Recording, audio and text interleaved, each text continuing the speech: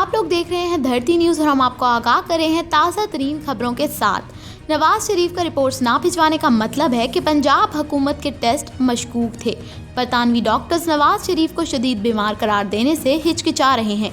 फवाद चौधरी वज़ीर science and technology Fawad Chaudhry का कहना है कि नवाज शरीफ का बरतानिया से रिपोर्ट्स ना भिजवाने का मतलब है कि पंजाब हुकूमत के टेस्ट मशकूक थे।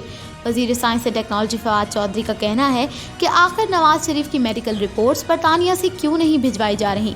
बज़ाहिर इसकी एक वजह है कि बरतानिया में होने वाले टेस्ट पाकिस्तान में किए गए मेडिकल टेस्ट से मुख्तलिफ हैं और बरतानवी डॉक्टर्स नवाज शरीफ को शदीद बीमार करार देने से हिचकिचा रहे हैं। फवाद चौधरी ने कहा कि इसका एक मतलब ये है कि पंजाब हुकूमत ने जो मेडिकल टेस्ट करवाए वो मशकूक थे। इन हालात में पंजाब हुकूमत को एक इंक्वायरी बिठानी चाहिए जो महकमा सेहत, लेबॉर्ट्री और डॉक्टर साहिबान के शरीफ ख़ानदान से मिली भगत के मामले का जायज़ा ले और आवाम के सामने मुकम्मल हक़ाइक़ रखे।